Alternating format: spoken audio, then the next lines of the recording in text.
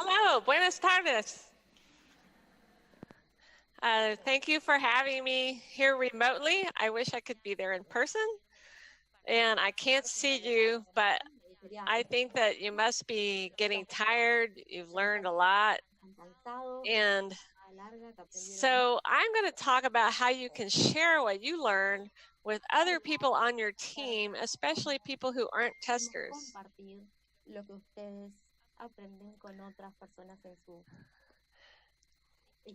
Oops. So I'm Lisa Crispin. I'm a testing advocate at Mabel, and I've done all these great, wonderful things with Janet Gregory, and I have cute donkeys.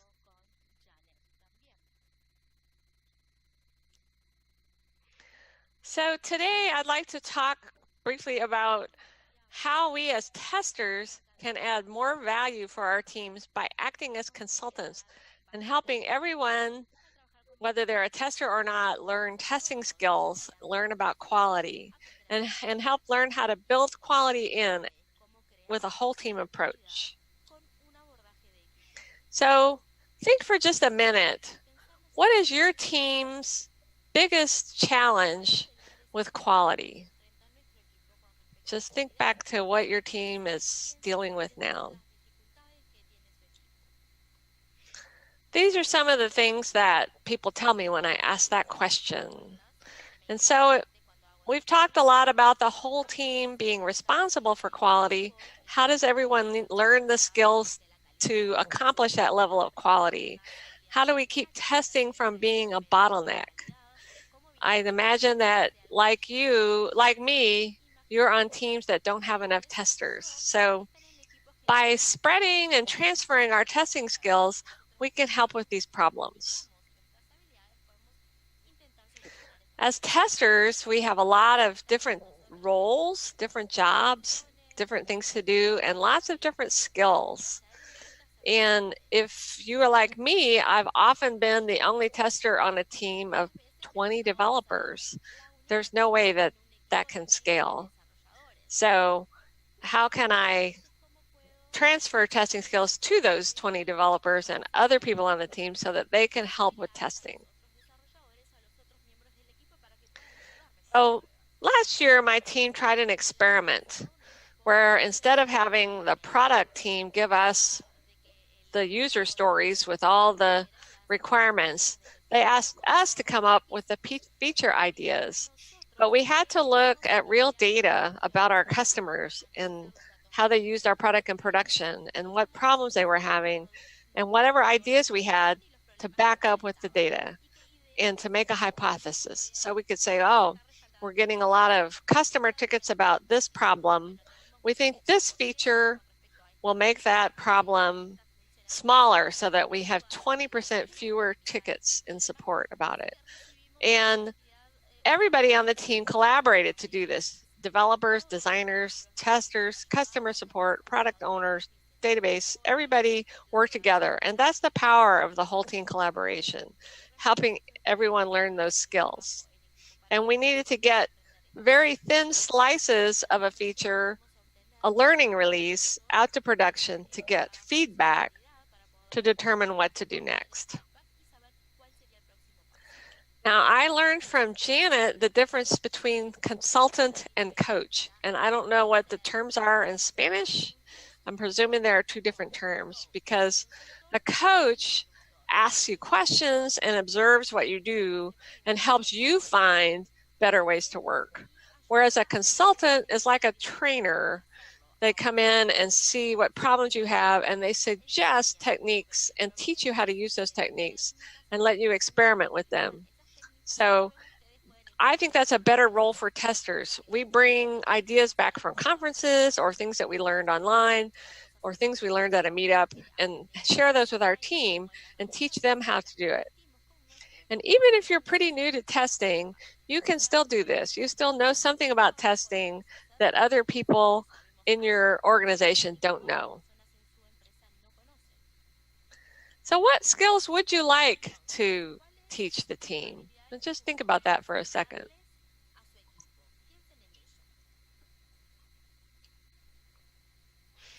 These are some of the things that people say when I ask that question. But it's not only specific techniques. Get a conversation going about quality. Talk about our definition of done for a user story. Get some common terminology about testing. Teach the language to other people.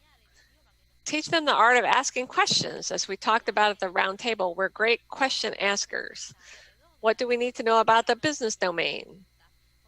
How can our critical thinking skills help us, our problem solving skills? So let's look at some examples of things that you can share to help your team try some experiments and learn more about quality and testing.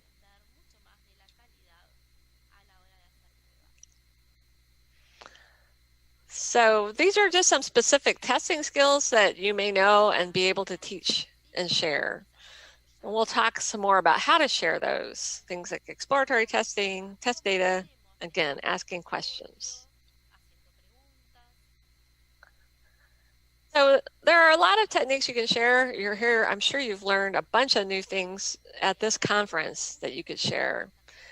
When my team last year was working together, collaborating on these small feature ideas to try to get a minimum viable product or learning release to production, the teams were struggling with taking an idea and slicing it down into testable stories that we could do incrementally. And I like to use a technique called impact mapping for that. So I did an hour-long workshop on impact mapping for my team. And so they tried it and they found it very helpful in slicing down the feature ideas into stories and minimum release candidates. And that helped us get quick feedback from users. Example mapping is another framework I like to use. Get the product owner, the developer, oh, why are my slides doing that? The product owner, the developer, the testers, maybe a designer, maybe a database expert, whoever you need, together in a room before you have your iteration planning session and talk through the user stories, ask questions, get the business rules, get concrete examples. Janet and I over the years have found that using concrete examples of how a feature should behave or not behave is so valuable. So these are the kind of things that we can teach our teams how to do.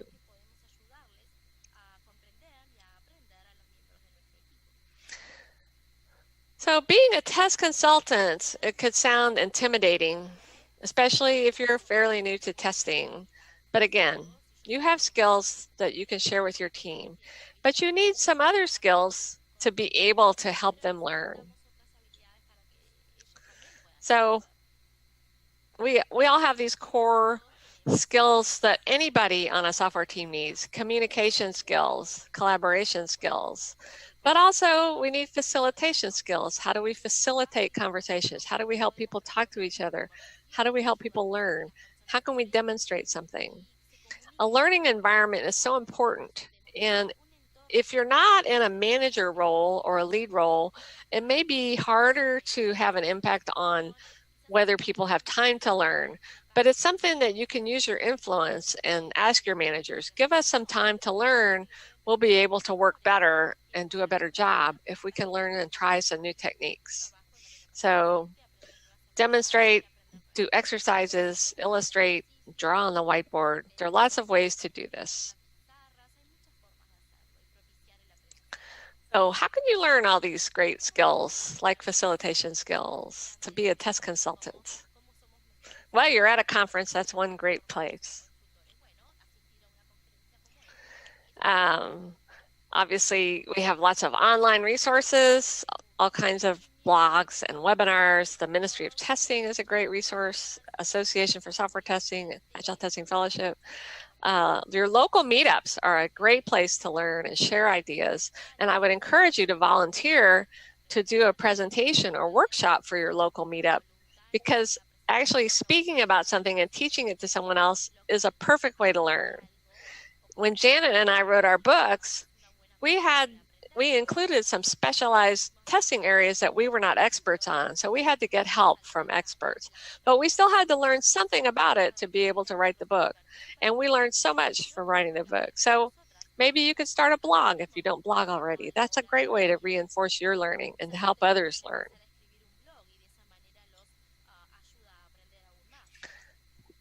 Now, some of you may be on cross-functional agile teams, and some of you may be on dedicated testing teams. I'm not sure. But if you're on a cross-functional team, then it's easier to pair up with a developer or a business analyst or a product owner or different people in different roles on the team and ask them to teach you about what they do, and then you can teach them testing skills. If you're on a testing team, then you need to build relationships to these other teams. Find friendly people on the development team, on the operations team, on the database team. Katrina Clokey, in her book, A Practical Guide to Testing in DevOps, has a great section on how to build relationships, how to make friends with these people on other teams that can help you and your team. And conversely, you can help them by teaching them the value of quality and what kind of testing skills can help the team deliver that quality to customers. Book clubs are a great way. My last team, as a book club, we read Elizabeth Hendrickson's book, Explore It. And the developers, designers, product owners, everybody on the team participated, and that meant we could do exercises from the book together. So it was a really great way to learn, and it really enhanced the whole team's ability to do exploratory testing. Now, Janet has great observation skills, and that's why she's such a great coach. Observing is not just watching, but Janet says it's watching with intent, but without interfering. So sometimes if you don't get involved in a problem yourself, you can be more objective and give some objective feedback to people. What have you observed? What information can you give them? What feedback can you give them to help them solve the problem? So sometimes that's the best way to help your team, also as a coach and not only a consultant.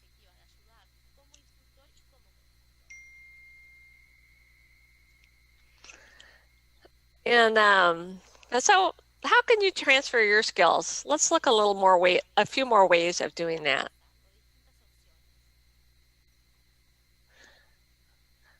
These are some of the responses I've gotten from people. We can demonstrate, we can ask questions, always getting back to asking questions. We can shadow people, we can pair, we can switch roles. I think that's a really interesting way to do it. So lots of different ideas here. One of the things I've noticed about testers is we're really good at knowing among the whole organization who knows what, who does what, who can help with different kinds of problems. And so when there is an issue, so for example, we can't agree on how a feature should work, or we can't agree on how the user interface should look, testers are really good at saying, oh, we need the designer, we need the product owner, we need a developer, whoever, and get these people together to talk and facilitate that conversation and asking them questions, really good questions. And we don't want to get in the way of direct communication, but we can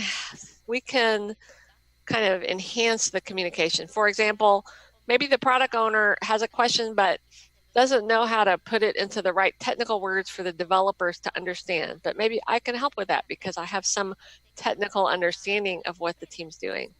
So a lot of times, those of you who have to support multiple teams, a lot of times when I've been doing that, I've noticed that two different development teams are working on some same area of the application, and they're about to step on each other and mess up each other's work. And I can say, hey, you need to get together and talk.